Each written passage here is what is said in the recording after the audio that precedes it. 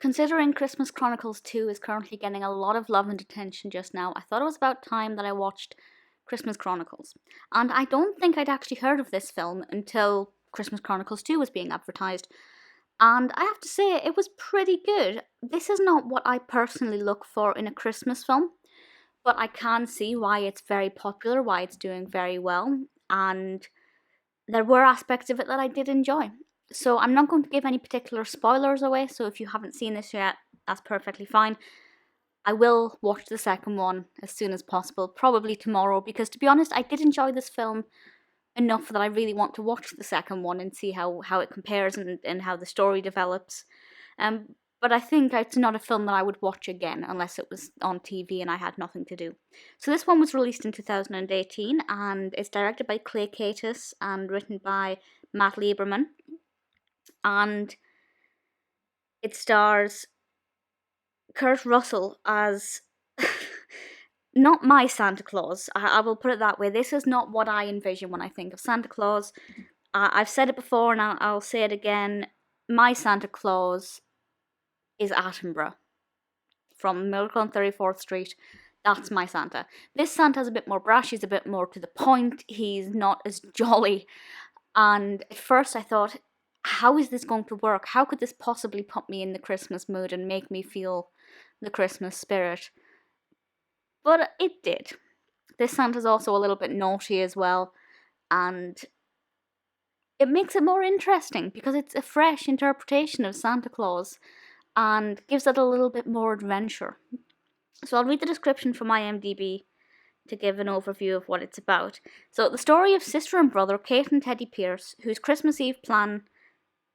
Okay, so there's a typing error in the IMDb. Whose Christmas Eve plan to catch Santa Claus on camera turns into an unexpected journey that most kids could only dream about. Bit of a tongue twister. Basically, they have a video camera, they end up accidentally seeing Santa Claus, and they both go on this adventure with Santa to help save Christmas, because for one reason or another, it looks like Santa may not be able to deliver all of the presents in time. And because Santa's kind of standoffish and just not as jolly, it's kind of... Their reactions are a little bit different to what I would have expected, but it works really well. And the main point of the Christmas Chronicles, as I perceive it, is bringing together the brother and sister, because Teddy is getting quite a bit older, he's running the risk of being put onto the naughty list, and he's not as close to his younger sister Kate as he perhaps once was. And it's all about bringing them together and restoring Teddy's faith in the magic of Christmas. And I think it did that very well, and in a way that was very entertaining. There's quite a lot of magic in this, which I really like, and there are some beautiful shots. There's one shot, which I won't explain the situation because I won't spoil it, but basically, it's hard to explain without explaining it, but Kate is up in the air, and she's almost flying, and there are loads of presents around it, and it's... part of it's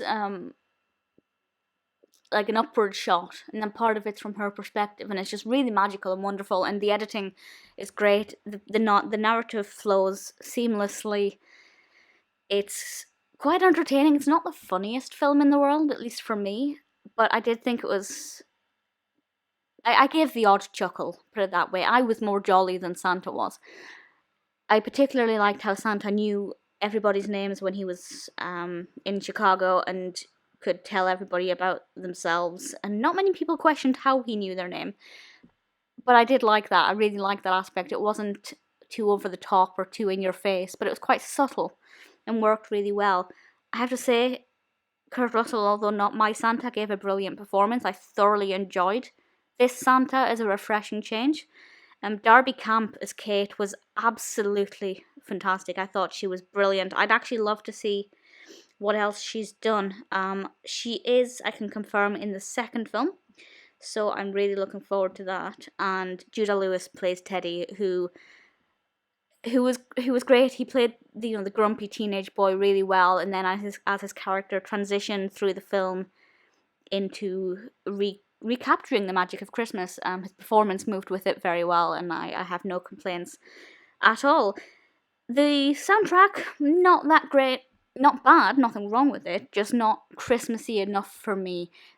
To be honest, apart from Santa and a few lights, it wasn't a very festive film. You know, nobody was really sipping eggnog, there were no carolers, I don't think. You know, nobody was really very jolly, despite the fact that this was on Christmas Eve. So it's not your typical Christmas film, but because it's Santa-centric, it does still work. It's a fresh take on Santa Claus, to be honest, and I thoroughly enjoyed it. I did. Now, the more I talk about it, the more I can highlight the points that I did actually enjoy. It's not perfect. It's not the best Christmas film, but I think for a lot of people, especially children, it could be an interesting adventure story, and I think it really does capture some of that innocence.